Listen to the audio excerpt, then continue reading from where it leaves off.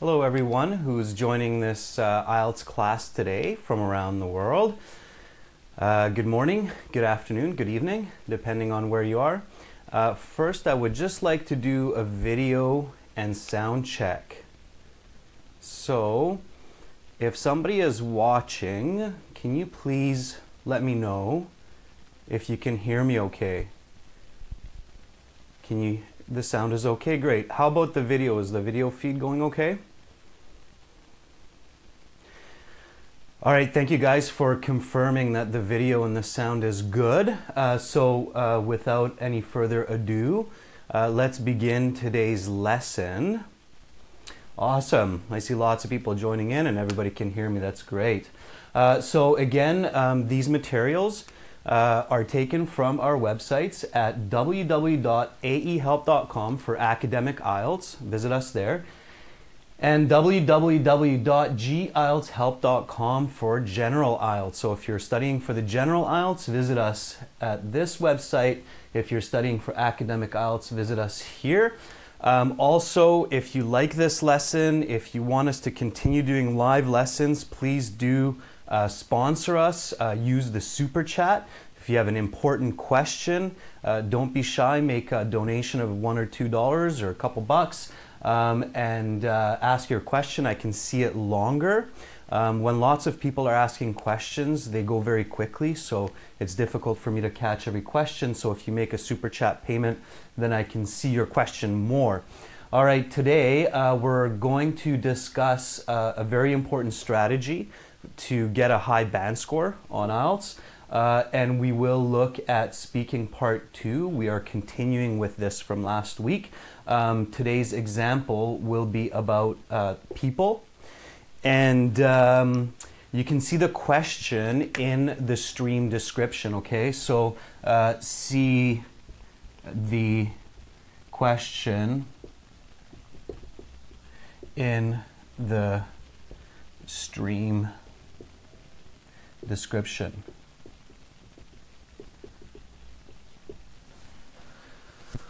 All right,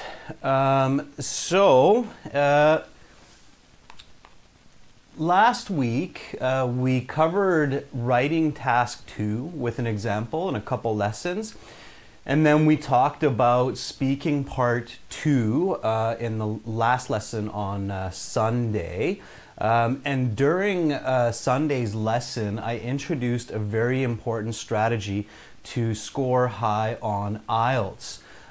Because IELTS, as I told you, is not just an English test. So IELTS is testing your English skills, your vocabulary, your grammar, your language use.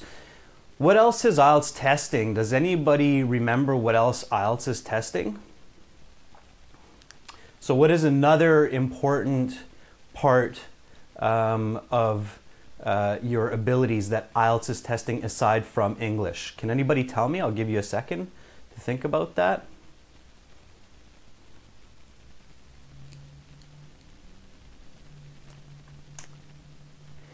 Bebek, can you be a little bit more clear about your mind? What do you mean about mind? Yeah, Vimsith, there you go. Language and communication. Absolutely. So IELTS is not just a test of English. It's a test of language, which is your English language, of course, here, and your communication skills. So there are 2 ways to improve your score on IELTS. One is by improving your English language, learn more vocabulary, learn more grammar, and 2 is by improving your communication. So improving your ability to transfer or convey your ideas clearly and make sure that your audience understands the same ideas that you are thinking about. All right. The interesting point here is when you have a good level of English, it means you have some good vocabulary and some good grammar. The faster way to improve your band score is by learning some good, simple strategies to communicate better, okay? So if you have a good intermediate English level keep learning grammar, keep learning vocabulary, but start to focus more on improving your communication. This will help you to get a higher band score faster, okay? So improving communication when you have good English is a faster way to get a higher band score. So you need to focus on that. And I am including a lot of strategies on how to do that. And you'll find lots of communication strategies in our course at aehelp.com and gieltshelp.com also. So when you go there, you try our free course or you try our full course, you will not only learn vocabulary and grammar, but you will also learn how to communicate and use that grammar and vocabulary more. Last week, I covered one major strategy that's important for communication. If anybody is with us today that saw last week's lessons, what was the main strategy that I talked about last week that helps good communication? Does anybody remember that? Okay, Hadil says paraphrasing. Absolutely, paraphrasing is one of the most important strategies for good communication. I talked a little bit about that, but I didn't go into too much detail. I will talk more about paraphrasing later this week. Does anybody remember what else I talked about last week that's really important for good communication? All right, Akram. Yeah, good job. Yeah, I remember you were watching last week's lessons as well. And definitely that was the strategy that I talked about most. So just a very, very quick review here. Critical thinking. I'm not going to write too much information today on the board about it because I did that last week. So anybody who wants to review that can look at the lessons from last week. But we will just talk a little bit about it real quick before we go on to the next strategy. So critical thinking. Okay, so this is just a quick review from last week. It's a very important review. That's why I'm taking a little bit of extra time this morning. Critical thinking, what is it? Can anybody tell me what critical thinking is?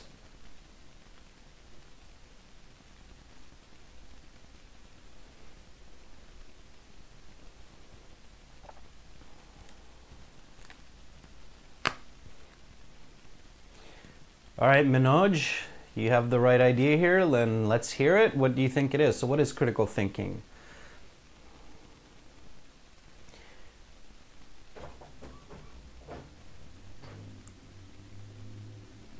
Yeah, Vimsith, you're going into the how to do critical thinking, not what is it. I saw Akram say to analyze a word correctly about logic, analyze a topic. Okay, you're starting to get the right ideas. So critical thinking is to analyze information in a logical system, okay? So analyzing information in a logical way, all right? That's what critical thinking is. Why do we need to think critically? So why is it important, especially in IELTS, to think critically? Can anybody tell me why critical thinking in IELTS is very important, especially if you're doing the academic IELTS? So if you're doing academic IELTS, critical thinking is even more important, but it's also important for general IELTS. Why is that? Why is it important to use good analysis in IELTS? Yeah, so Heliasis has a very good answer. To answer correctly, basically you use critical thinking to get correct answers and to have good, clear communication, okay? So when you use critical thinking in IELTS, IELTS is designed to test your critical thinking, especially the academic reading section, then you will get more correct answers when you use your critical thinking. Now, the last review with critical thinking here is how. So how can we think critically? How is it possible to think critically? Can anybody tell me how to think critically? So of course this is very important for everyone because this is what you're doing. So how do we think critically?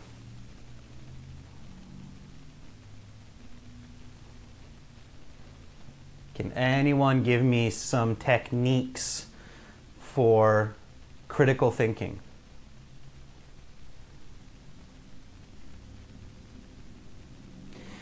Yeah, so Sonu, asking the W questions, except of course H is a H question, the how. Yeah, asking questions. So critical thinking starts with good questions. What are the 3 most important questions? So what are the first 3 questions people usually ask with new information? Yeah, Sonu, you have the second part, which is quantitative and qualitative. Tom, pros and cons, yeah, that's definitely a part of critical thinking. So good. So it looks like some people from last week have joined and given us the answers. And if not, if you're just familiar with critical thinking, that's great. Yeah, so you want to think about what, why, how. You want to think in quantitative and qualitative ways. Thinking about pros and cons definitely is a part of critical thinking. There are more steps to critical thinking. I will go deeper into this topic in other lessons and give you even more techniques for critical thinking. But today I'm going to introduce another very important strategy that will help you with all of IELTS and will help you especially with part 2 of your speaking, okay? So let's look at another strategy besides critical thinking. So one more key strategy here. Before I move away from critical thinking, does anybody have any questions about critical thinking? So anybody want to ask me any more questions about critical thinking before I go on to a new strategy for your IELTS learning? I'll give you a minute or a half a minute here to come up with some questions. If you have some questions about critical thinking, now's the time to ask me.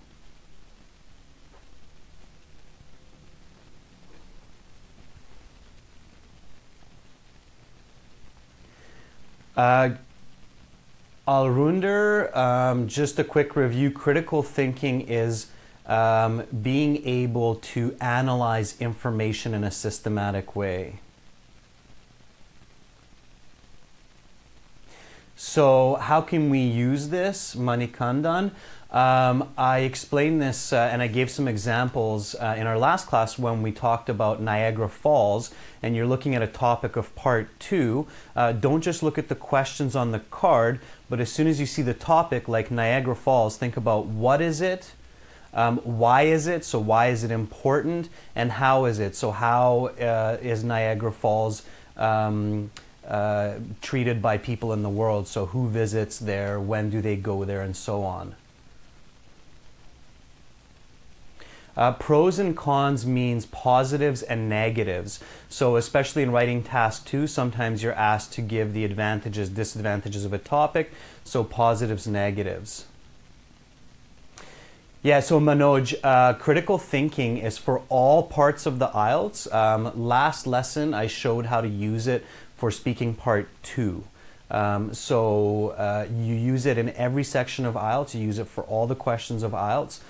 It's a way that you need to train your thinking, but last class we used it specifically for a part 2 question.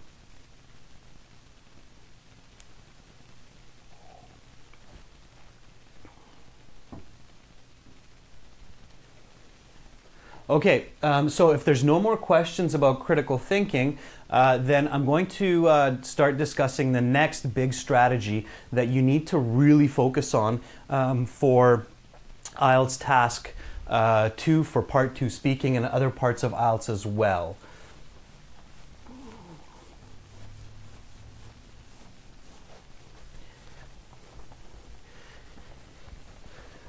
We talked a little bit about this strategy in the last couple classes.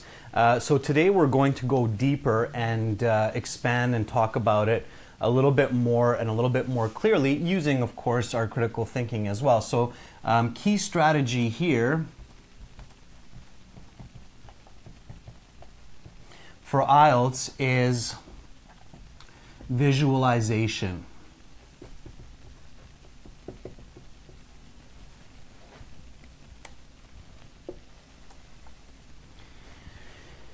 Okay, so the first question that we want to ask using critical thinking to understand this key strategy is what? So what is visualization? What does it mean, visualization? Can anybody tell me?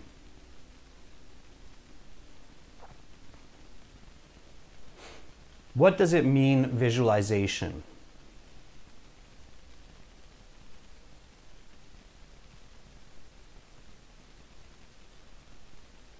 Okay, so Mohammed says seeing. Lovepreet says imagination. To figure in mind, that's what Bibek says. Okay. Simulate the scene in your brain. That's what Assad says. So Assad has the best answers so far. Okay, imagination is not correct because imagination is usually information that does not exist. So visualization is information that usually exists in the real world, but you see it in the mind's eye, okay? So it means to see information in the mind's eye.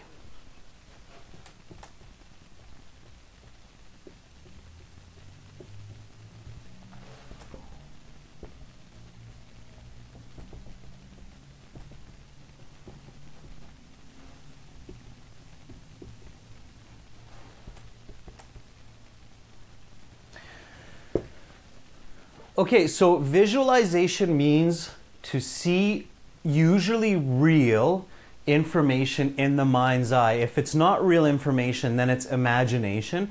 But yeah, in a way, imagination is a part of visualization. Here I want to focus on real information, okay? For the IELTS, it's important that in most situations you're thinking about it as real information. Imagination can be useful in IELTS, but you want to first try to see real information in the mind's eye, okay? So it means inside of your head.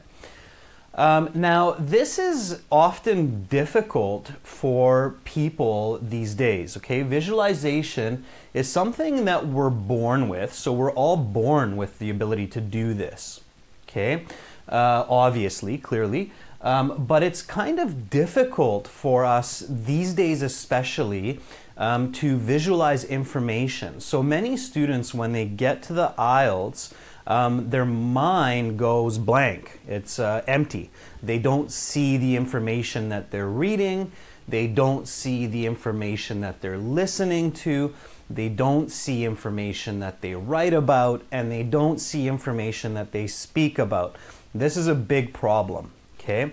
For IELTS, it's really important that you visualize. Why is visualization difficult for people, especially these days? So why do you think all of these people, there's about 150 people watching this right now, why do you think visualization is difficult or tricky for people, especially these days? Solid John, yes, this lesson will be on YouTube after it's finished. Okay, so Deborah T says because of nervousness. Yeah, that's part of it. Overthinking, Hadil, yeah, that's part of it also. Lack of concentration, yes, that's a little bit true. Because of life burdens, because of stress, because of lack of confidence. These are all okay answers, but there are actually some bigger reasons why we don't visualize so much these days. Don't think about IELTS, just think about everyday life. We don't visualize too much in everyday life. Why is that? So why do we not visualize these days as much in everyday life as, for example, our parents or our grandparents? So our parents and grandparents visualized much more than we do these days. Why? So Somya says the mind is not trained. Yes, absolutely, that's a big part of it, that these days our mind is not trained for visualization. Why is our mind not trained as well these days for visualization? We don't practice it. That's one reason. Okay, Bartek has a very good answer if everybody's reading his comment there. He says it's the era of image. Yes, absolutely. This has the biggest impact. We live in a time where we have a lot of visual information. So right now, all of you are watching YouTube. Then maybe later today, you're looking at some more information on your phone. There are advertisements on the street. There are TVs everywhere. So we are constantly looking at pictures, and pictures are coming at us all the time, all day, from every direction. So our brain basically says, okay, there's so much visual information, there's so many pictures coming into my mind that I don't need to visualize, I don't need to practice this because I have so much visual information in the real world, okay? So we live in the era of images, and the negative of this is that we have so much visual information in our real world, our brain doesn't practice visualization, all right? Now, this is okay in everyday life, but when you get to an exam like IELTS or when you're doing a project in university, this becomes a big problem, okay? Creativity, like the invention of the airplane, the invention of the internet, the train, and so on, the big inventions of our parents and our grandparents' time were realized because there was very strong visualization from all of the reading people did at that time. So reading is something that helps visualization. Watching movies, watching TV, watching the cell phone is something that decreases visualization. Okay? So there's unfortunately an inability for a lot of people these days to visualize. So you need to practice this, okay? You must practice visualization.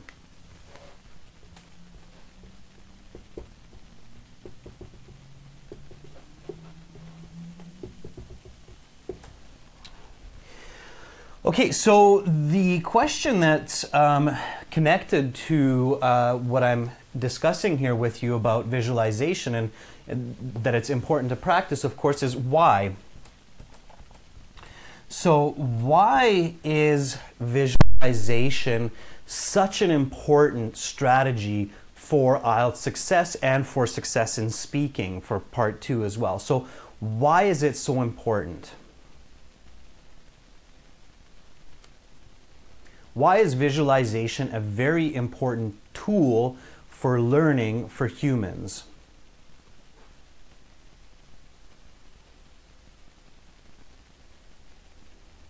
Okay, so to speak creatively, okay.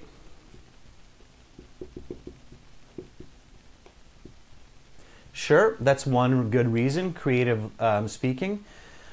For understanding, absolutely, if we're able to speak with good visualization, it's usually better communication. So, better communication.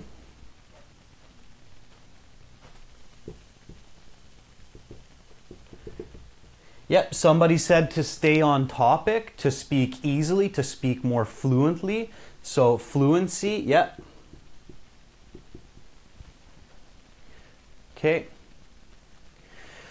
Yeah, Priya says a very good point there, to analyze information. So exactly, visualization helps us to analyze information. Okay. To speak faster, real-time examples. Somya, yeah. For lexical resources, that's absolutely a good answer as well. Okay. And there's an even bigger idea here, and we talked again, so I did mention this last week a little bit.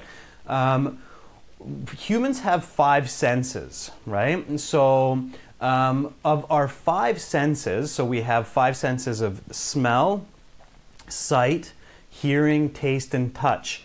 Which one is the most important?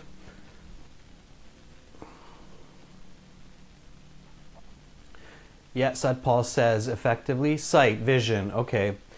Yeah, so vision is the most important human sense, okay? So because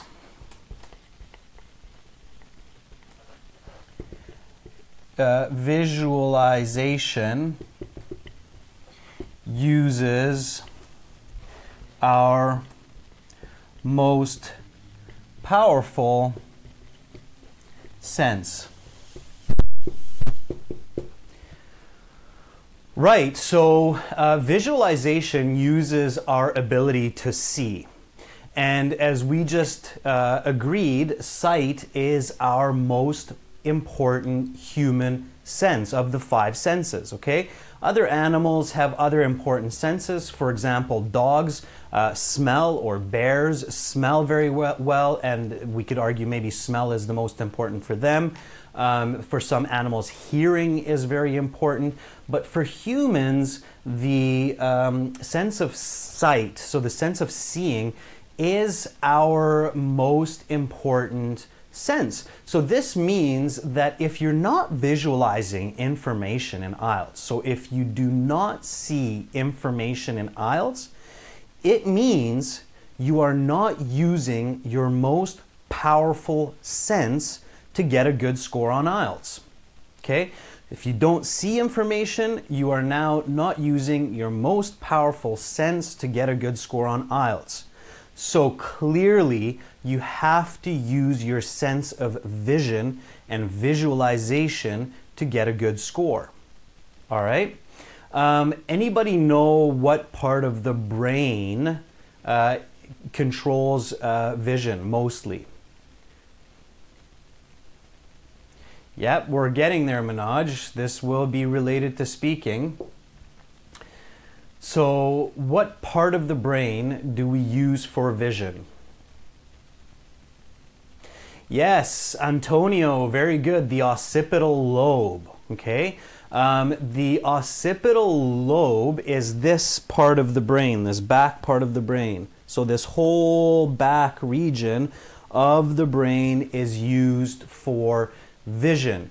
It is the largest part, by far the largest part of the brain for any sense, okay? So smell, taste, touch, and hearing together are a smaller part of your brain than the part of your brain for vision. The part of your brain for vision is this back part here. It is the largest sensory part of your brain, okay? That means that when you use visualization for IELTS speaking part 2, then you are using a much larger part of your brain to be able to speak well and speak fluently and speak clearly, okay? So the occipital lobe, the entire lobe, it's the only lobe that is specifically dedicated to our sense of vision. That's why when you get hit in the back of the head, you can go blind or you can see stars, okay? So you have to use visualization in IELTS to get a higher band score easier, and this is especially true when you're producing information in task 1 and 2 writing, and especially in speaking, okay? So you have to use visualization. Now, of course, we have one more very important question. So we answered what is visualization, we answered why do we visualize, and now we want to answer one more very important question. What's that question? So what do we want to answer here? How? Absolutely. So how?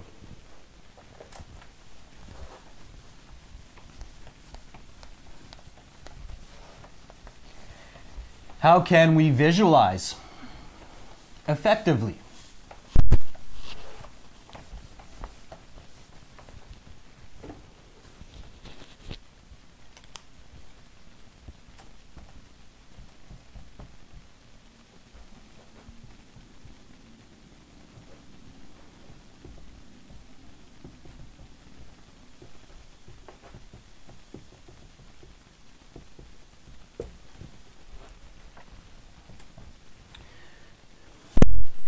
So how can we visualize effectively? So if I get a question for IELTS speaking part 2, in this case we're talking about people, how can I visualize effectively? So what can I do to visualize effectively? So Bebek says closing your eyes. Yes, some people, they can effectively visualize or more effectively visualize when they close their eyes.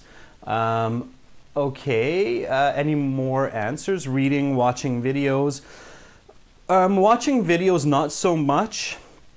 Meditating, possibly. But what do I actually need to do? So let's talk about something simple here. So let's talk about an elephant.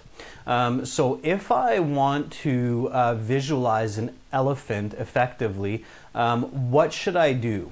So what can I do to see the elephant best? Okay. So there are a few answers. I still haven't seen the right answer here. So what you want to do is see information clearly with details.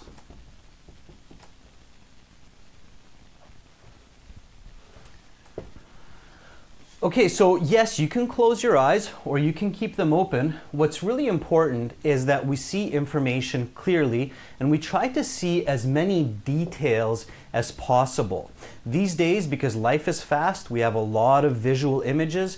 When we visualize information, we usually don't take time to see information clearly and with details. So if I'm visualizing an elephant, what should I see? So for example, if I visualize an elephant, what should I see?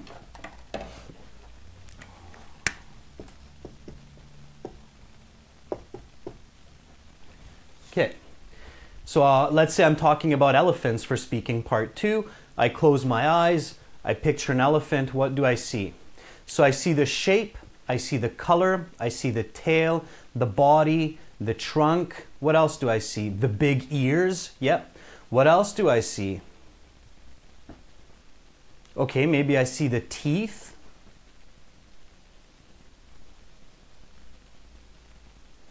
Yep, the big ears. Can anybody tell me more? The legs, okay.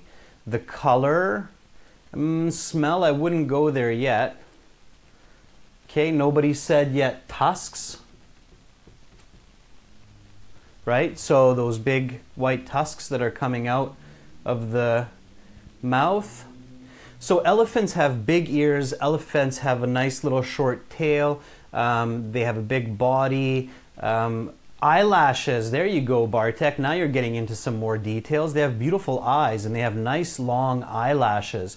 The trunk, right, so the wrinkles on the skin, Assad, very good. All right, great. So now you're starting to get the idea. So yeah, don't just see this big gray general looking elephant, but look for those details like the eyelashes, the wrinkles on the skin, the mud, the dust on its skin from bathing in the mud. So see those details, see that real elephant, okay? All right. So this is one step to visualization. What's another step to visualization? So what is another way that we can visualize effectively? So seeing information clearly with details is one important part of visualization. What's another important part of visualization?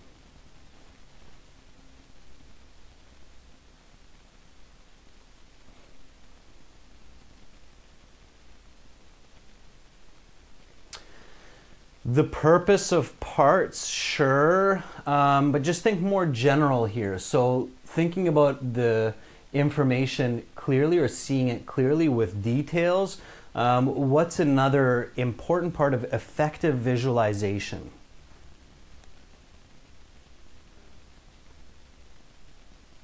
Okay, I don't see it coming up.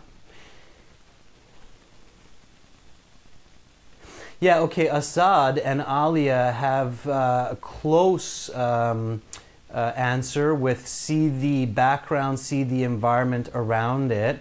So, yeah, so here is have a logical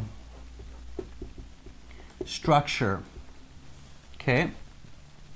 So have a logical structure to visualization. So what I mean by this is, for example, top to bottom, or left to right, or foreground to background.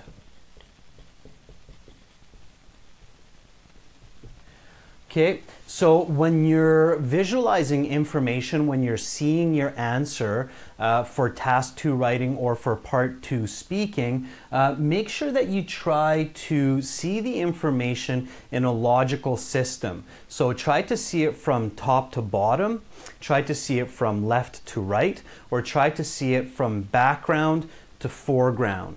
Okay, think about what makes sense. If you have an IELTS Task 1 question, an academic question that's showing you a map, then it's very important that you're able to write about it in a systematic way, okay? So having a logical structure to your visualization is very, very important. So if I'm thinking about an elephant, then maybe I want to visualize the feet first, then the legs, then the body, then the head. Okay, so that would be a logical way to see the information. Often what happens these days is people jump around. So they jump around in the picture, and the communication becomes very confusing. Okay, so Shilpa says head to toe, for example. Yeah, absolutely, a head to toe would be a good idea. Okay.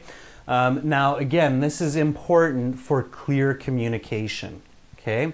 So, clear communication.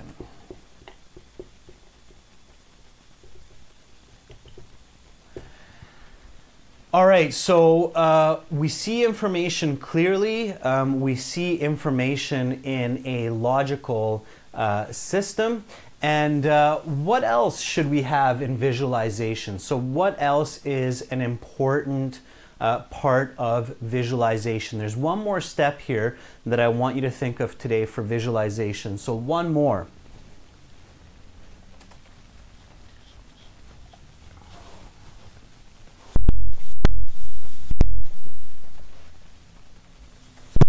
And then we will begin to talk specifically about the question for part 2 speaking after you have this. So there's one more. So we have 1, 2, and now we have 3. What is one more really important part of visualization of seeing information?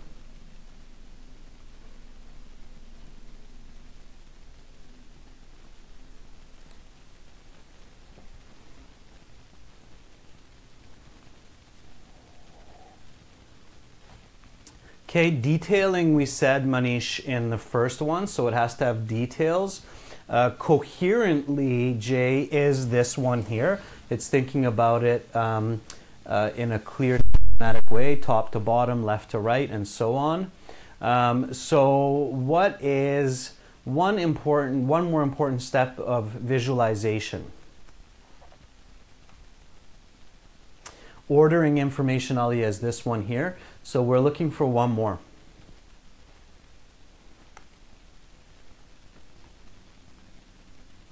Okay, in the world, humans have 2 types of visual media. So when we record visual information on our phone, so you're using your smartphone and you're recording visual information, you can do it 2 ways. What are the 2 ways you can record visual information on your phone?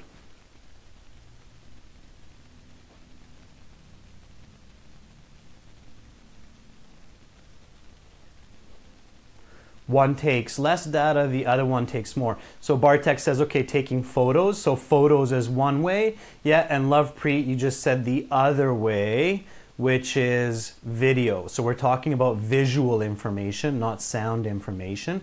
So you can do photos or you can do video. What's the difference?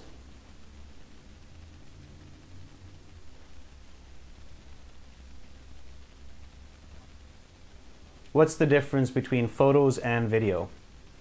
Yeah, Danilo, absolutely. Motion, right? So one is still and the other is motion, okay? So for good visualization, you want to do both, okay? So see information as still images and as moving objects.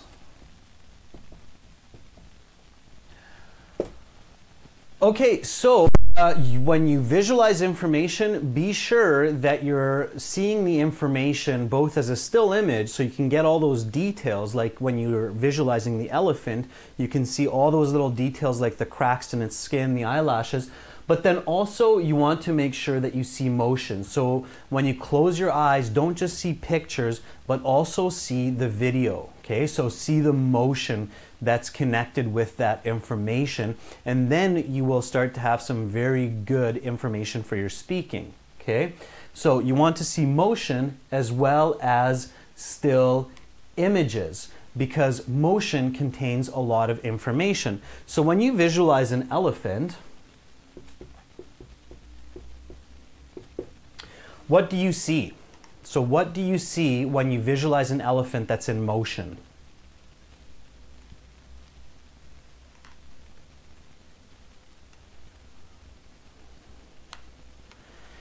Okay, so Deborati says the process of eating. Yeah, maybe the elephant is chewing on some leaves, waving its ears. Absolutely. Why is it waving its ears, Manish?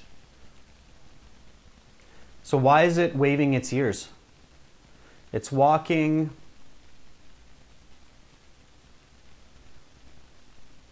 Okay, it's taking a shower, so yeah, maybe it's spraying itself with its tusk, but why is it waving its ears?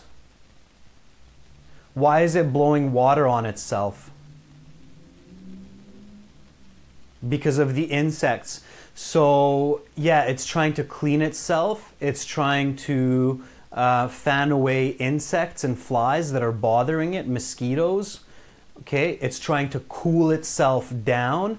So notice, everybody, how much information you're suddenly writing up in the chat. So if all of you just look at yourselves right now for a second, you can see that as soon as I asked you to think about the elephant as moving, the live chat just started going up, up, up, up very quickly. All of you started saying things that you can see the elephant doing. This is very good. This is showing you how much information is being generated by your mind when you start to see clear moving images. Okay, this is the power of visualization. So when I asked you to see a moving elephant, the live chat just sped right up and everybody started to write all kinds of different ways that they see elephants move. And that's a lot of information. So if you have to talk about your favorite animal for IELTS Speaking Part 2, and you got to this point where you're seeing an elephant move through the jungle or move through the savannah, then now you have lots of good information to talk about for your Part 2. Okay, so this is what you need to practice. You need to practice visualizing information, seeing the details, thinking about it logically, and making sure that you have motion or movement in your visualization. In Part 2 speaking, when you have 1 minute to prepare, this is one of the most powerful ways to prepare your mind for your answer. Okay, so again, you saw how quickly everybody started to give good ideas as soon as you saw that moving elephant. All right. So again, visualization, very important for IELTS, especially where you need to produce information like in the writing and in the speaking. And so now what we're going to do is I'm going to take a 5-10 minute break, and then I'm going to come back. We will look at a specific speaking question part 2. It's in the description. It's talking about people, okay? So we will use visualization for this. And again, remember that all of these strategies and examples for the strategies are on our website. So if you're studying for academic IELTS, do visit us at www.aehelp.com. If you're studying for general IELTS, visit us at gieltshelp.com. And you will learn the strategy of visualization. You can practice them there, and then you will also learn many other good strategies. Also, you can support us with sponsorship or by donating through Super Chat. It's the button underneath the live chat there. So now we will use visualization.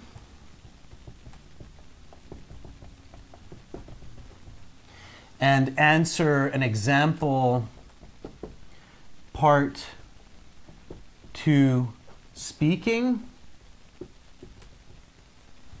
It will be about people, and the specific question is talk about a famous performer. Okay. You can see this in the stream description. So questions are in the stream description.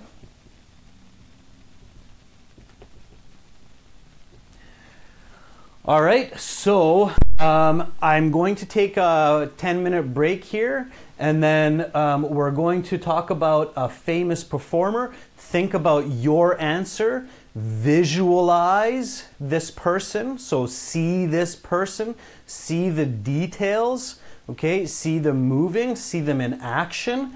And then when I come back in 10 minutes, then I will give you an example answer and show you how I use visualization for answering this type of question, okay? So I will be back in 10 minutes, then I'm going to start and stop the stream, and then we will have this example of talking about a famous performer and how you should answer this kind of question, what you should do in the 1-minute preparation time. All right, so see you in 10 minutes. Again, for that time, you can practice visualization, get your own answer, think about it, visualize it, use critical thinking as well, okay? Back in 10 minutes. See you guys soon.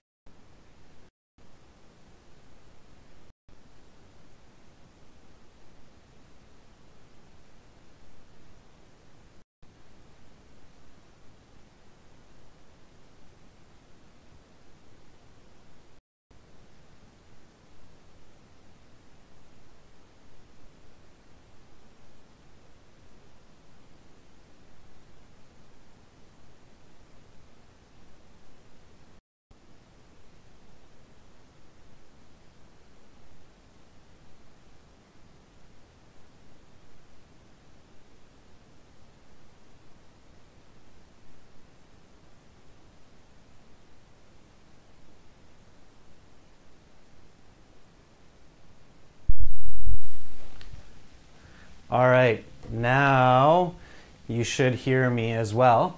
I'm just saying I'm going to restart the stream, okay?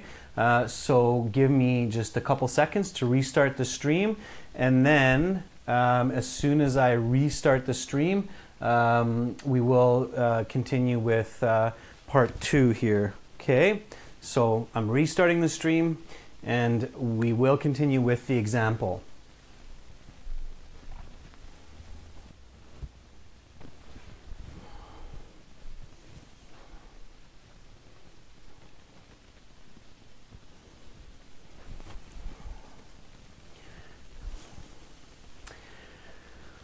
Okay, so using visualization, using critical thinking, let's cover this example to talk about people and famous performers.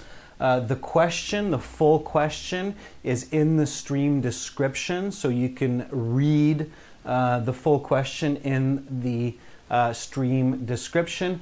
Again, remember, these lessons are coming from our website, aehelp.com for academic IELTS, gieltshelp.com for general IELTS. So make sure that you visit us there. You can try the course for free. If you like it, you can buy our full course. You get lots of videos. You get 6 full practice exams like this. You get a PDF that you can print out. You get all of the audio for the listening section, also example speaking audio, and audio for the reading section. So audio reading helps to improve your ability as well. So visit us there, get our exams, get our videos. Of course, those videos are in HD. Pre-recorded, and our interactive course. So you can do that there. Can everybody hear me okay right now? Is the sound okay?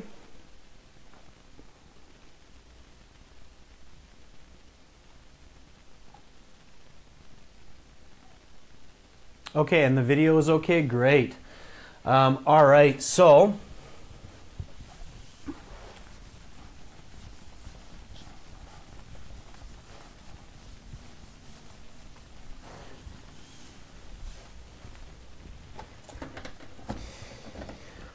in IELTS Speaking Part 2,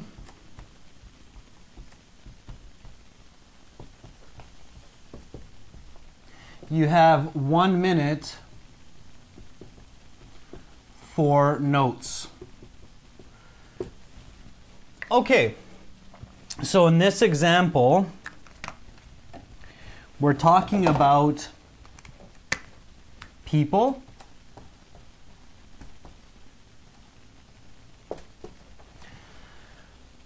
All right, now in IELTS Speaking Part 2, there are basically 4 different types of questions, or 4 different categories of questions that you can get, okay? One is people.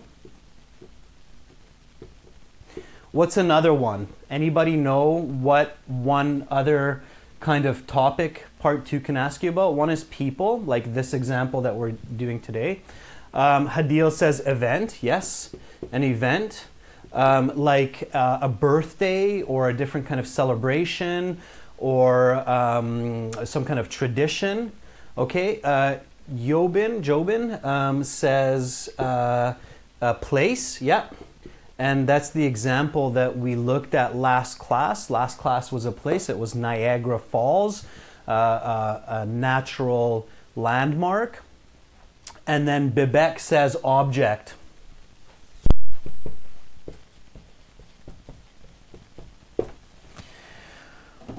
Yes, absolutely. So when you are in IELTS and when you get to Part 2 speaking, basically it's going to be a question that will cover one of these 4 topics of either a person, an event, a place, or an object. All right, now when you know this, you should realize that there are some very, very clear ways to answer questions on either of these different kinds of topics or categories. Today, we're focusing on people. The question says a famous performer. So let's stay with people for this example. Now, when I am talking to someone about a person, what are the main questions that I need to discuss? So IELTS Part 2 has usually 4 or 5 questions, specific questions. Before you look at those 4 or 5 specific questions, you need to think about the key ways to talk about people, okay? So Manish, I am going to tell you right now on how to make notes, okay? So we're talking about people. I see, okay, this topic is about a person. It's a famous performer. So when we talk about people, what do we need to talk about so that it's clear communication or good communication? You definitely want to use your 1-minute note-taking time, Leva, absolutely. Okay, not who the person is. Yeah, Bebek says appearance. Very good. Okay, absolutely, Bebek. Yeah, visualization, right? We're visual creatures. We're visual animals. We need to see the world. So appearance, okay?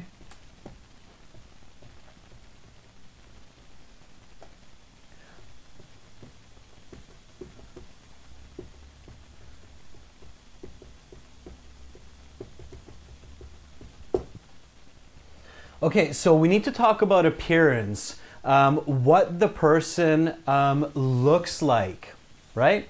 Absolutely. Okay, when I'm describing a person, we want to explain what the person looks like. Why is that important? Why do we need to explain what the person looks like?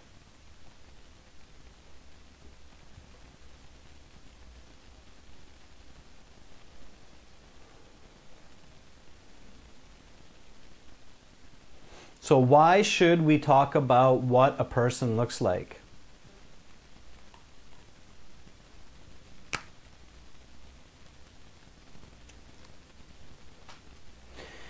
So to give visual information, characteristics, shows personality, why, role model. Well, again, think about your listener. So think about your audience. Think about the person listening to you. If they're not familiar, if they don't know this person, then they need to be able to see the person, okay? So they need to be able to visualize what you're talking about.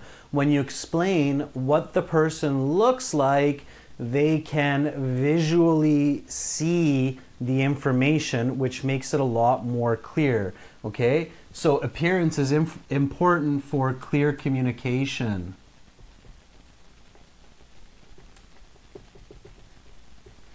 All right, so people we describe by appearance.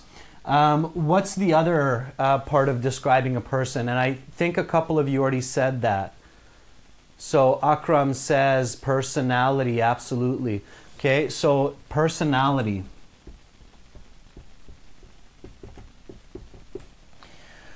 Yeah, definitely personality is a very important part of describing people, all right? Can somebody give me examples of personality?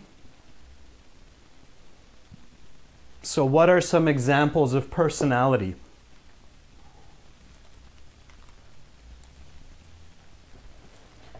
So moody, charismatic, sure.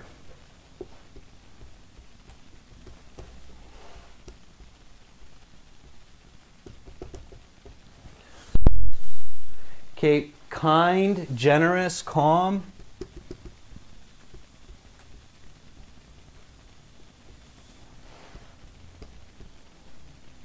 Okay, good.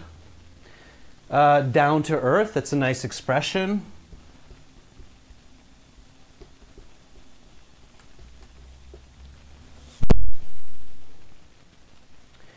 Okay, Awe, always smiling is not a part of personality. It's action, and we'll talk about that in a second. Bubbly is okay. Genius is good. Sure. Okay. All right. Yep. So lots of different ways to egocentric. Yep. Clever. Yep. Those are all ways to describe personality. Clever. Okay. Tall is more for appearance. Okay. All right. So that's personality. Now we have the third way to describe a person. So what's the third step to describing a person? So step number 3 in describing a person. We have appearance, we have personality, and we have one more. What is the third important part of describing people? Profession is just one part of it. It's not the full picture. Habit, not the full picture. Their work is only a part. What's the bigger picture? So what's, okay, they can be at work, they can be at school, maybe they're playing sports. Very good, Shilpa. Excellent answer. Shilpa has the right answer if you're looking in the live chat. It's the activity or the action of that person. All right, so action. All right, so definitely action. What the person does. So what do they do? All right. So what the person does describes who they are. All right. And specifically, action describes personality. Okay. So when you're talking about a person for speaking part 2, this is number 1. This is number 2, and this is number 3.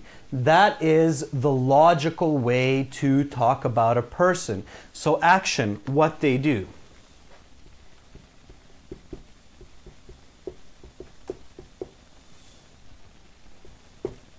Okay, why? Because it supports personality.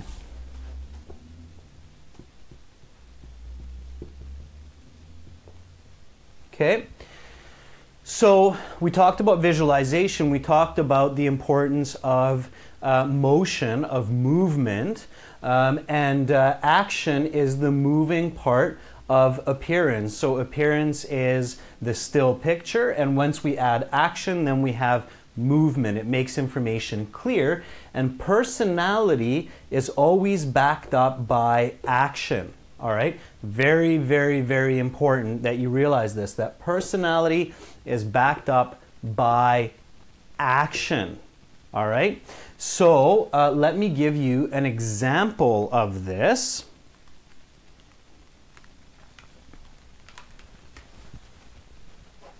Okay, before I erase this, any questions about it?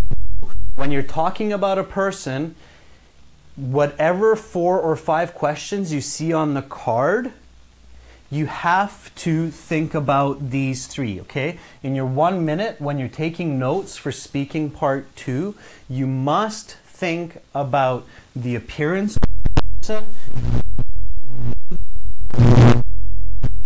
the person, okay?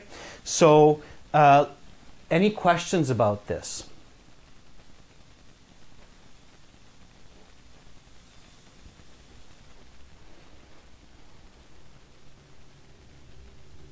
Danilo says, no, it's clear.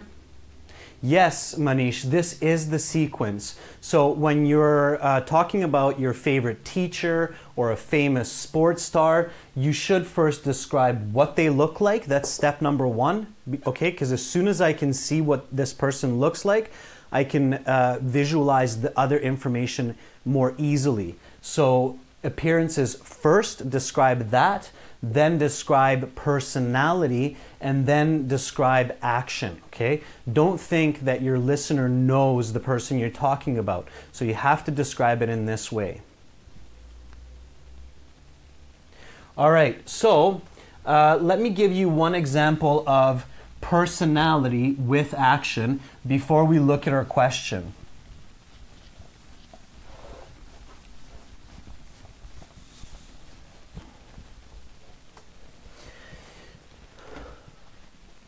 Okay, so let's say that I say, for example, he is generous. Okay? So I give this simple sentence, he is generous. Okay? This is clearly personality.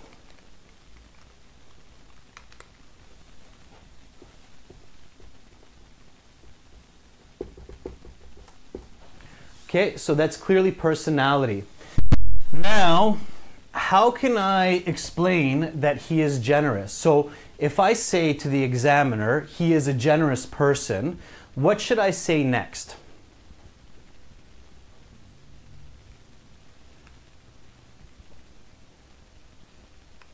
Okay, so what's the next step?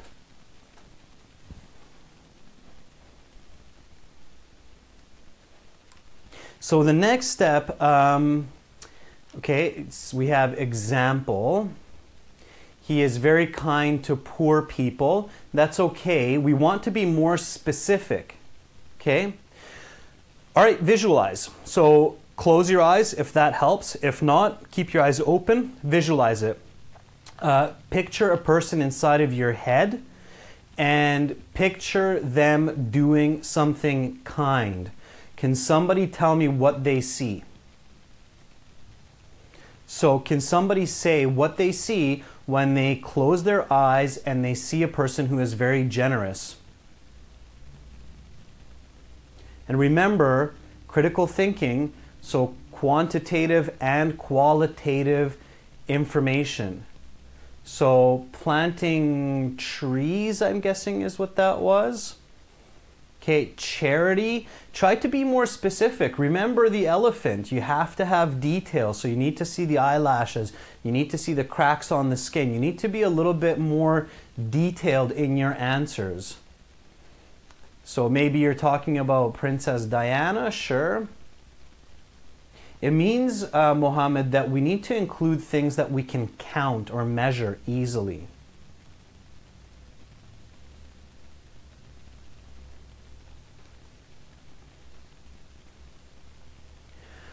Yeah, so again, try to be more specific. So when you close your eyes and you visualize and you see this information, you should see something that's very specific. Okay?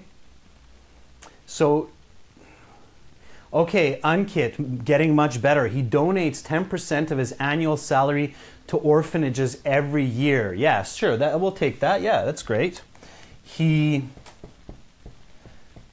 donates 10% of his salary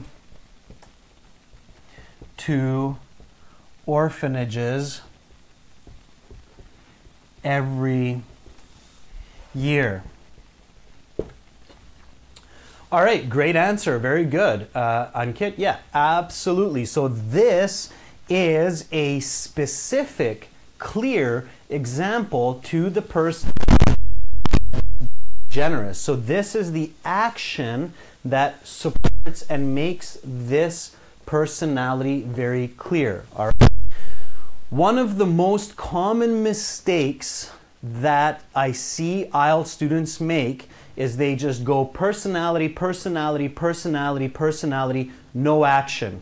He is kind, he is energetic, he is very funny, he is very friendly, and then the student just keeps talking about personality but completely forgets to add the action that supports that personality. Whenever you give personality, you have to give the action. It's a 1-for-1, okay? Don't say a personality with no action because it has little value, okay? So 1-for-1, all right? 1-for-1.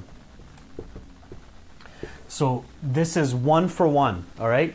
When you give personality, you have to give action. Action makes personality clear, all right? Yeah, so Mohammed, yeah, you have to describe the action of the person when you give the personality. First, tell us about what the person looks like, then tell us about what the person is like, so what's their personality, and then what that person does. All right? That's how you can clearly describe and talk about a person to someone else. That's clear communication. Okay? Action means giving examples to support your topic. Yeah, in a sense, you want to think more clearly about it. So action means supporting personality, okay, when we're talking about people, all right? So in that 1 minute, in this 1 minute time for taking notes, okay, you have to think about your topic in this way. Who is this person? How can I describe them? Okay. Talk about their personality. What is this person like? And what are the actions this person does, or what are these actions this person did which supports their personality?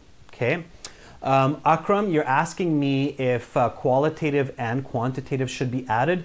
Yes, absolutely. So we talked about this when I talked about critical thinking, that quantitative speech, like 10%, and every year, okay, that's quantitative language. Quantitative language is clear and strong communication, so you definitely want to have quantitative communication when you are describing personality. It makes it much more clear for the listener, okay?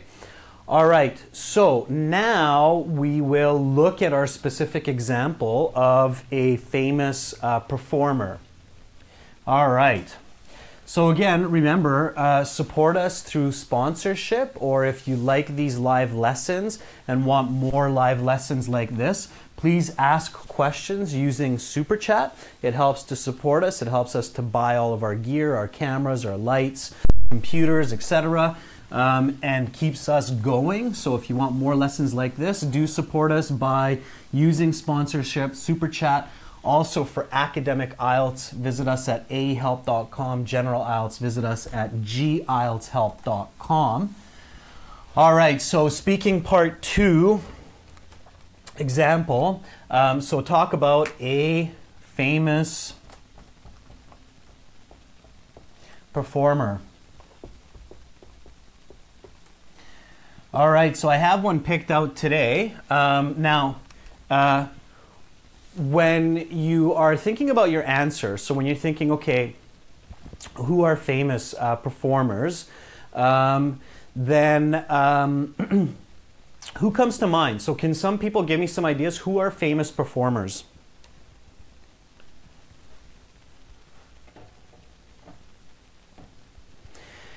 Singers are famous performers, absolutely. Teresa Mother is not a performer. She would not be considered a performer. Michael Jackson, Aliyah, is definitely one of the most famous performer. Politicians, no, they're not performers. Football players, so-so, they're more athletes or sports players, okay? So musicians are famous performers. Elvis Presley is a good example. Justin Bieber is a good example. Actors and actresses are famous performers. Yeah, so people who get on a stage. Magicians are famous performers, absolutely. Comedians, dancers, very good. Those are Akram, Michael Jackson. Yeah, so notice that Michael Jackson is one that comes up a lot for people. So we'll use him for our example.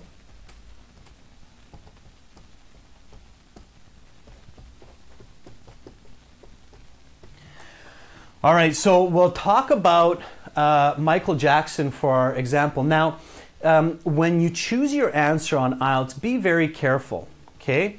Think about the question, if I ask 100 people, so if I ask 100 people, who is a famous performer, what would they say, okay?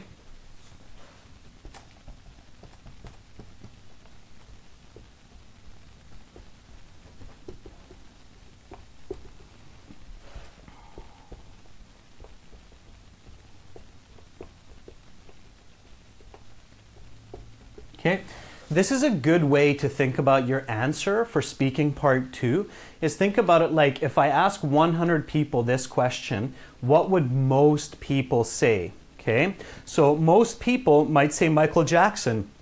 When all of you look at the live chat there, you can see a lot of people said Michael Jackson. So Michael Jackson is definitely one of the top answers if I ask 100 people who is a famous performer. So MJ definitely would be one of the top picks for famous performers. Careful not to pick a sports star, careful not to pick a politician, careful not to talk about your parents, okay?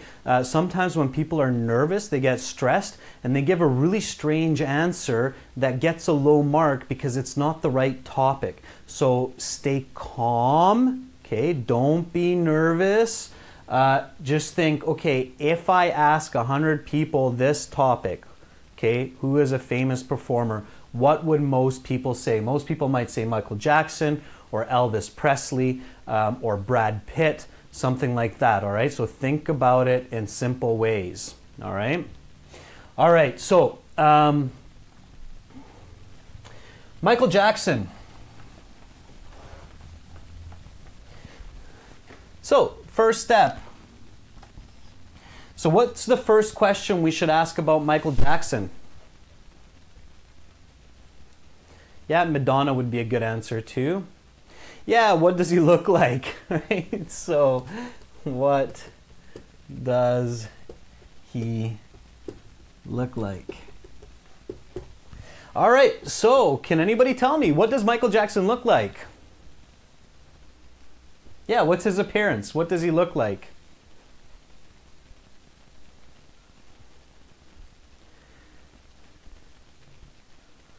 Okay, tall and handsome. He is a black guy, looks like a girl, rock star, long hair, very fair, very thin. Yeah, so I would say average height. Yeah, long hair, long curly hair actually. If you look at Michael Jackson's hair, you'll notice that his hair was usually curly, long curly hair, and very dark hair, right? Black hair, long curly black hair, tanned skin. Although his skin color changed a little bit in his lifetime, but that's okay. We can just go with tan skin. Somebody said he is thin, uses lots of makeup. Very thin. Yep, uses lots of makeup is a good example, is good also. Lots of makeup.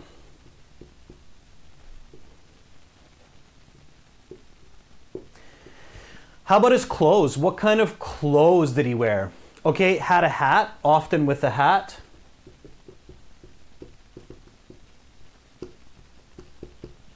Sure.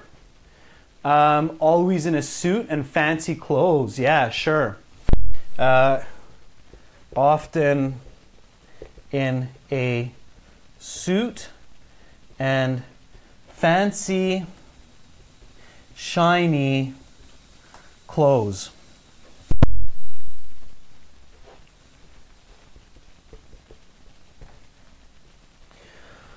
Okay, so yeah, absolutely. So Michael Jackson is a famous performer of average height, long curly black hair, tan skin, very thin, often wore lots of makeup, frequently seen with a hat, and dressing in a suit and fancy, shiny clothes, especially for his performances. So that is how you describe Michael Jackson as soon as you start speaking about him, okay? So in that 1 minute preparation time, close your eyes, visualize, see the details, see Michael Jackson. Don't just think that the listener knows who Michael Jackson is and can picture Michael Jackson, okay? You have to describe what Michael Jackson looked like. All right, so now we know what Michael Jackson looks like. What's the next question?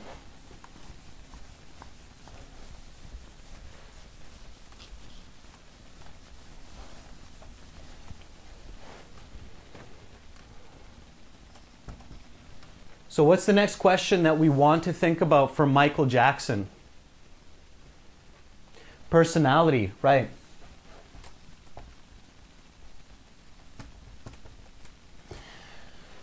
What is Michael Jackson's personality like? All right, this is how you talk about a person for 2 minutes. So you need to think about personality. Energetic, charming.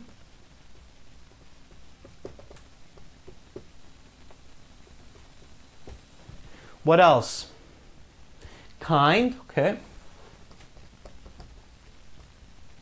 What else? Controversial, loud, shy. Controversial is more about his actions. Sympathetic, charming, social, creative.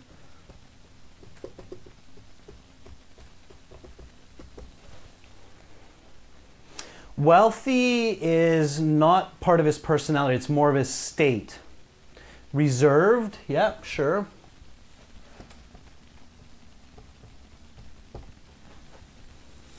Okay, guys, you still missed one really important part of his personality. He's talkative, but you've missed the most important one. You missed the most important part. He's a legend. Yeah, why is he a legend? He's hardworking, yeah. It's an important one, but you missed the most important one. There's still one more, that talented. There we go, Aaliyah. So absolutely, okay. So careful when you're visualizing and when you're thinking critically, not to miss the most important parts of your answer, okay. So talented. All right, so now notice something really important here. You have lots of different personality points for Michael Jackson. Should you talk about all of these when you give your answer for part 2? So multi-talented, very good. We'll get to that in a second. Should you talk about all of these personalities for Michael Jackson when you're talking about him in part 2? Okay, people are saying no. Why? Why not? Why should I not try to talk about everything here? Why not?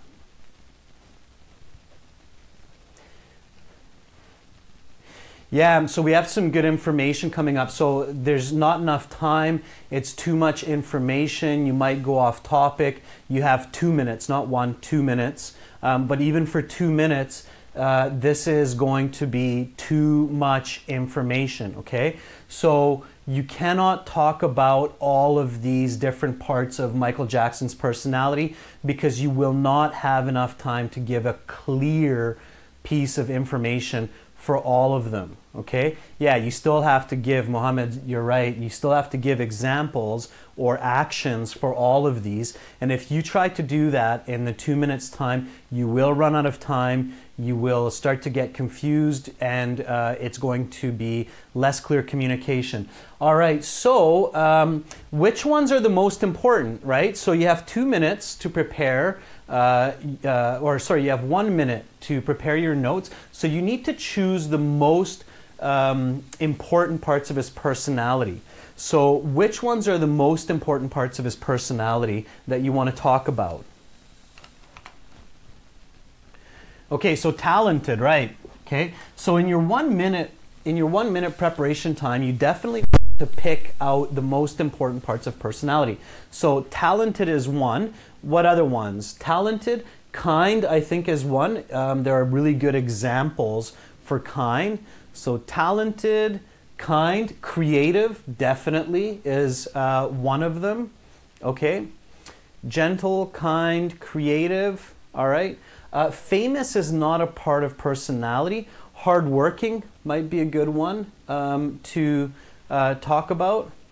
Okay, so good. We have 4, and that's what you want. You want about 3 or 4 different strong parts of a personality that you can expand on. So let's do that now.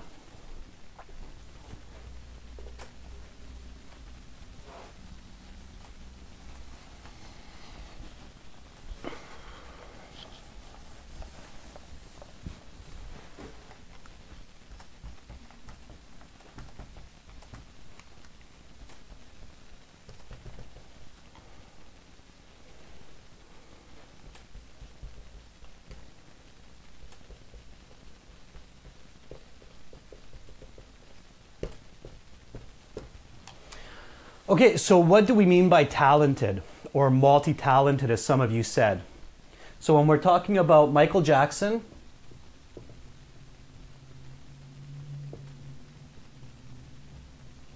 what do we mean when we're talking about talented? So somebody says perfect voice.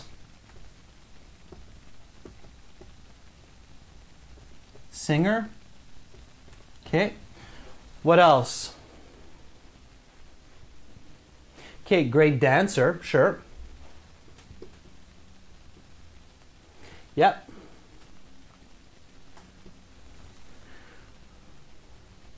All right, so he's a great singer, he's a great dancer. Lyrics, so he is a good composer or poet.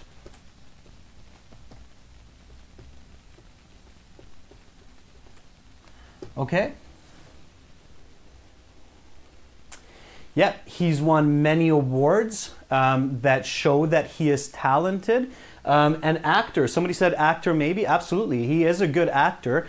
A big part of Michael Jackson's fame is his ability for acting in music videos and a couple of original movies as well. So actor. All right, so perfect voice, singer, dancer, poet, composer, actor. So he is all of these. And those actions show that he is very talented.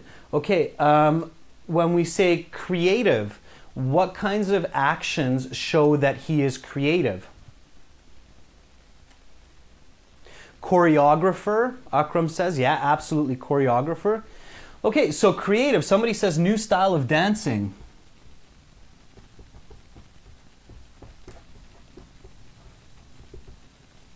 What is the new style of dancing? Yeah, great. Somebody says moonwalk. Okay, moonwalk. And actually, many people say that he has one of the most original robots as well. Okay, so if you know the robot dancing, then Michael Jackson is one of the first and best at the robot dance. So moonwalk and the robot dance are both originated to him. Fashion, yeah. So also original fashion.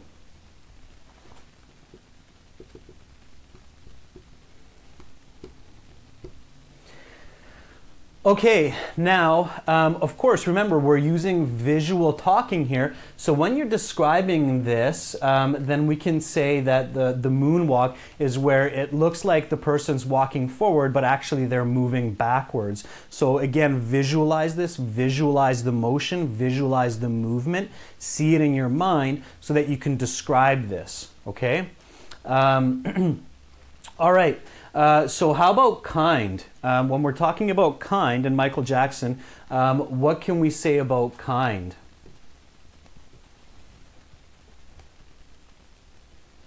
So why is Michael Jackson kind?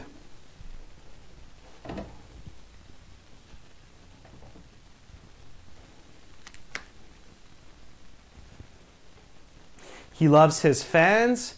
He gives money to charities. He builds parks for his kids. He does charity performances.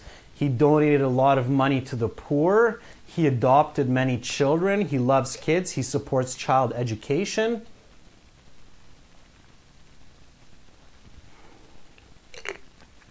He supported a lot of humanitarian topics.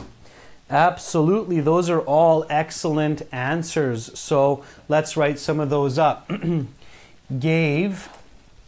How much money? So how much money did Michael Jackson give to charities?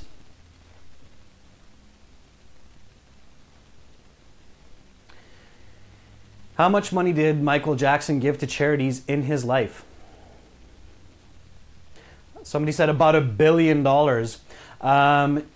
Yeah, it's in the, yeah, people think it's in the hundreds of millions of dollars, yeah. So gave millions of dollars to charities. I believe more than 30 charities around the world. So gave millions of dollars to charities, adopted several children,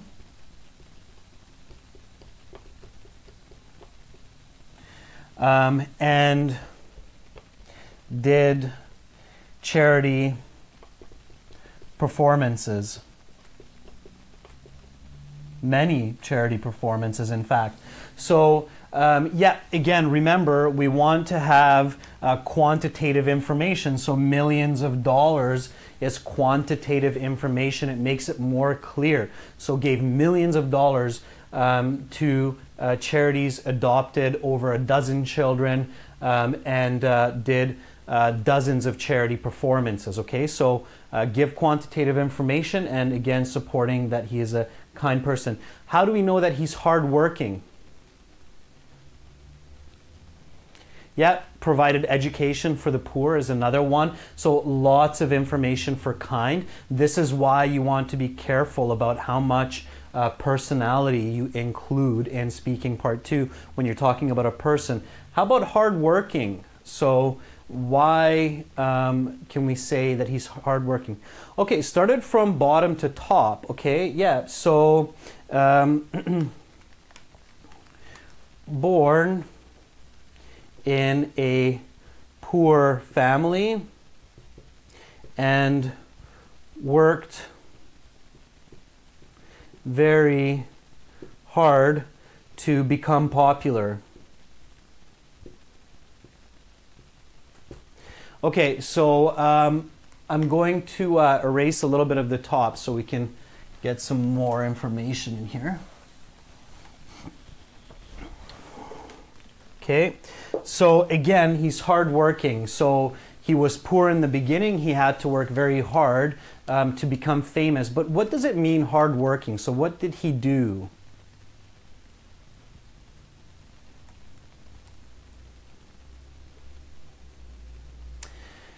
But what did he actually do? What shows that he's hardworking? Okay, I would say something like recorded a dozen top selling albums and did over 100 live performances. Okay, so again, remember, this has to be visual and this has to be quantitative information, okay? So you need to give numbers to what you are saying, all right? You need to give numbers to what you are saying. So does it have to be true? So does this have to be true numbers? So if I say recorded over 20 albums, does that have to be true in your IELTS speaking? Dozen means 12. No, it doesn't have to be true. So I don't know really how many albums Michael Jackson recorded, and honestly, I don't know how many live performances Michael Jackson gave, but I'm sure it has to be a lot. So I do know that Michael Jackson had a long career, and he definitely wrote and recorded a lot of songs and did a lot of live performances. So I can just make it up, okay? I have to make it believable, so it should be something that's easy to believe, but it doesn't have to be true, all right? So I can just make up a number like 10 albums or 20 albums or 25 albums, and I can make up a number like 100 live performances or 500 live performances, okay? It doesn't have to be true. It just has to be a good example, action for the explanation or for the personality of hardworking, okay? So now I'm ready for my part 2 answer, but first I do need to look at the other questions. So again, here, if I'm in part 2 and I'm talking about Michael Jackson, remember, I can begin by giving a description of what he looks like. So Michael Jackson was an average height person. He had long, curly black hair, often wore a hat, had very original creative, shiny clothing, He had fair skin. He was a very thin person.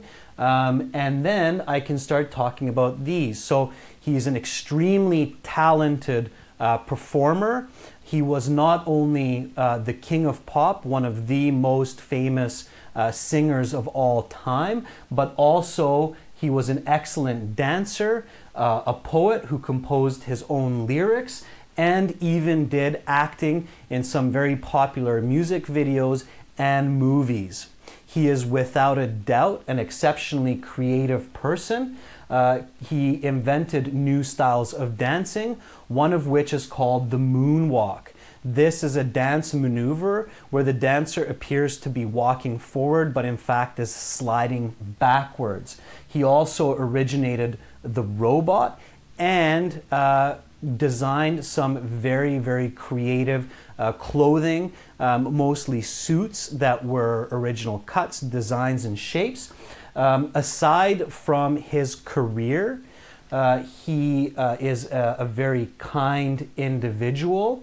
Over his lifespan, he gave millions of dollars to more than 30 charities, adopted several children who he took care of as his own, and did many charity performances to raise money for helping the poor and providing education in lesser fortunate parts of the world. Clearly, Michael Jackson is hardworking.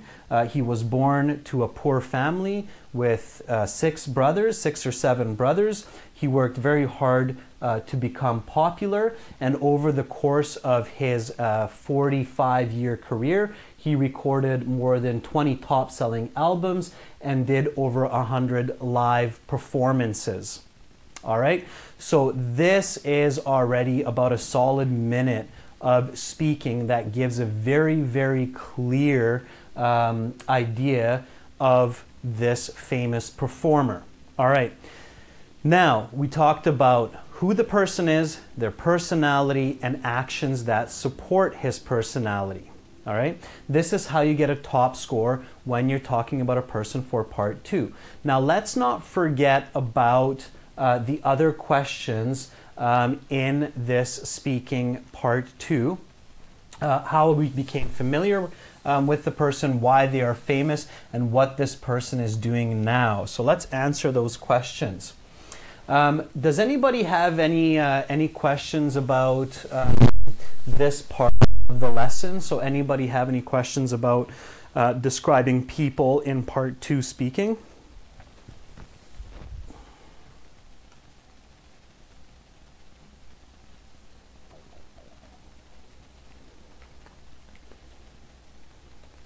Okay, so everybody says so far so good. All right, great. So I'm happy everybody clearly understands. When you're talking about people, think about what they look like, give lots of details, use visualization, all right?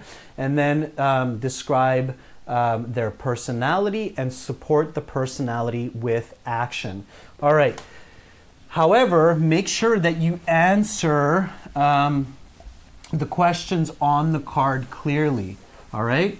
So aside from thinking about the appearance, their personality, and their actions, be sure to answer the questions on the card. So the question here on the card is, how did you become familiar? Okay, so again, I can use visualization, I can use critical thinking to answer this question. So how does someone become familiar with Michael Jackson? How did you become familiar with Michael Jackson? Okay, again, for those of you who are leaving, make sure you check us out on our website at aehelp.com for academic IELTS and gieltshelp.com for general IELTS. Also, if you like this lesson, sponsor us through Super Chat. Or go to our channel or our websites and buy the courses, or join for the free course and just test it out, see if you like it. Okay, so how did you become familiar with Michael Jackson? Somebody says online. My parents introduced me.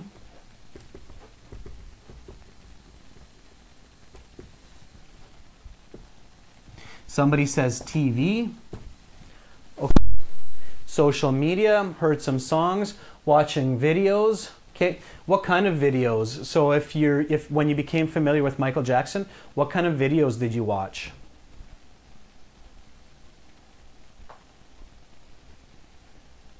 Music videos, right? Okay. Why did many of us become familiar with Michael Jackson watching music videos?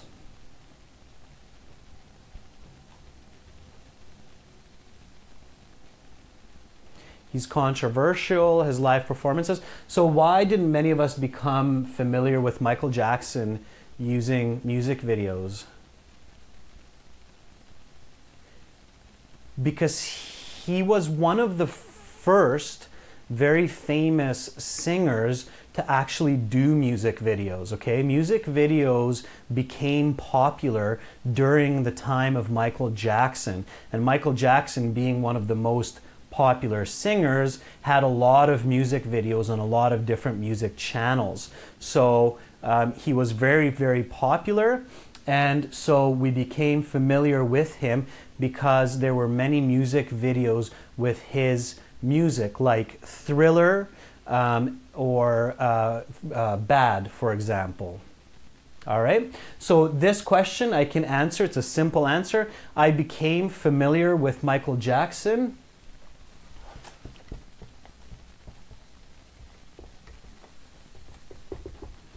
with MJ in the 1980s by watching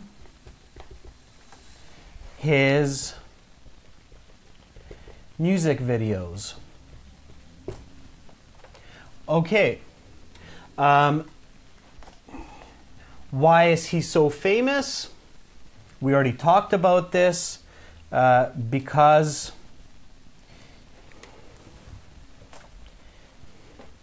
he is one of the most talented singers, pop singers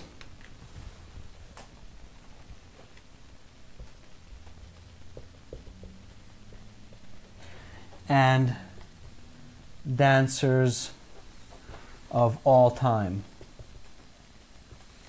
Okay, so I can choose any of these. I became familiar with Michael Jackson online. My parents introduced me to him, but most of all, I became familiar with Michael Jackson watching TV and his music videos. In the 1980s, his music videos were on a lot of channels, and I really enjoyed watching these and listening to him. Okay. So he is one of the most talented pop singers and dancers of all time.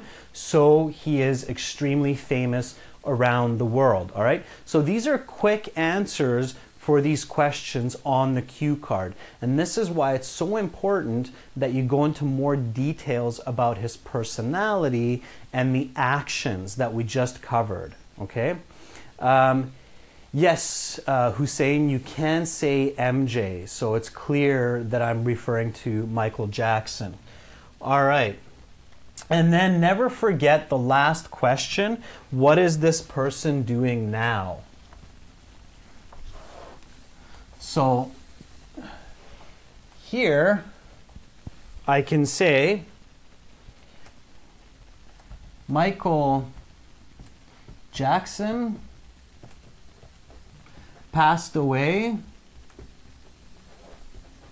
in 2009. Is Michael Jackson doing anything now? Yeah. Is Michael Jackson doing anything now?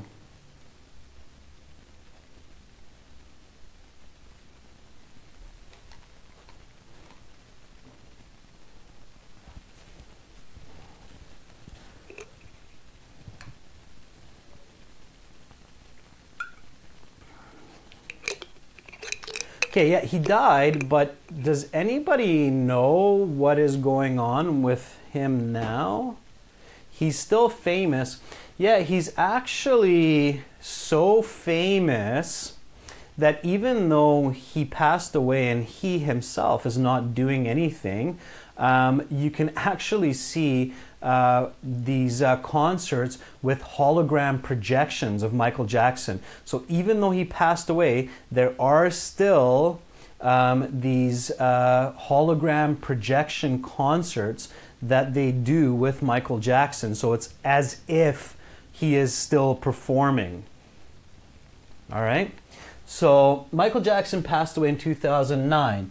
So he is no longer performing himself. However, he is so famous that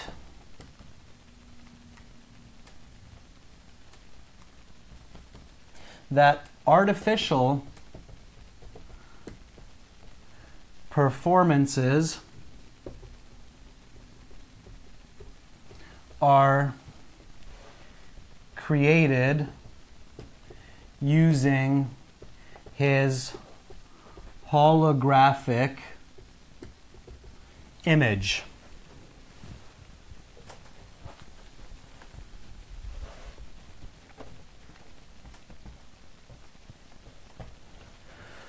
Okay, so this is one final kind of interesting piece of information, that there are holographic projections of Michael Jackson's performances. It's very controversial. I'm not sure if they're still doing them, but they did do this after his passing. So kind of an interesting way to finish this topic.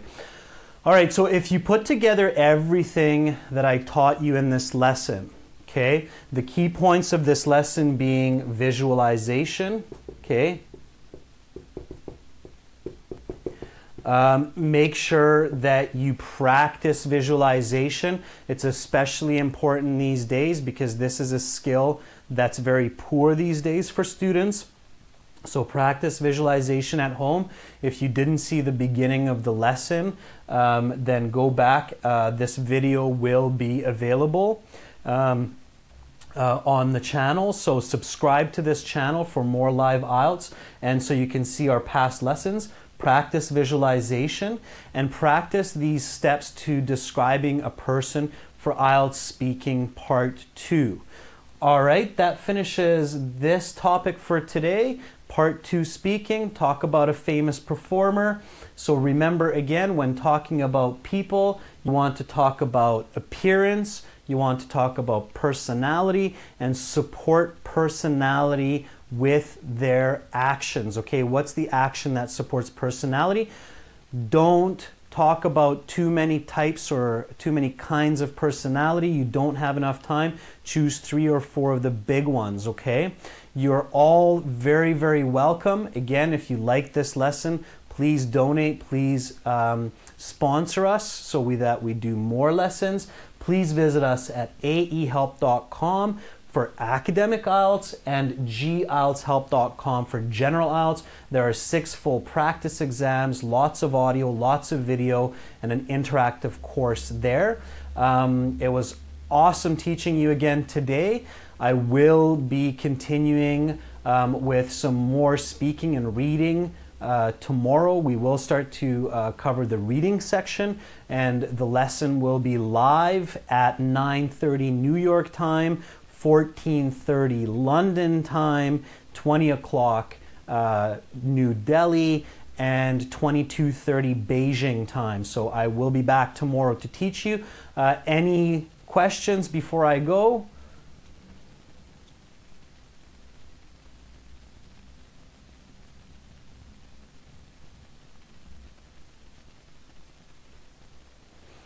Yeah, I will continue tomorrow, guys. So one more time, you're asking me to repeat when we're continuing. I will continue tomorrow, 9:30 in the morning New York time, 14:30, so 2:30 in the afternoon London time. It will be 8 o'clock at night New Delhi, and will be 10:30 at night, or 20:30 at Beijing time. Cairo time, I'm not sure. Cairo time, I think, is around maybe 4 o'clock in Egypt, something like that. New Delhi time is 8 o'clock at night. Okay, the topic tomorrow will be another main strategy for IELTS and how to understand the reading section. Okay, so how to improve your score in reading. That will be tomorrow. Dubai will be around 6 or 7 o'clock in the evening. 5 in Cairo. I'm not sure about Nepal or Moscow. I think Moscow will be around 5 o'clock. All right, so again, see you all tomorrow. Make sure to study for the IELTS before you sit the exam. It is very important, so keep up the hard studies. And I wish you all an excellent day or a very good sleep. And see you all tomorrow. Bye for now.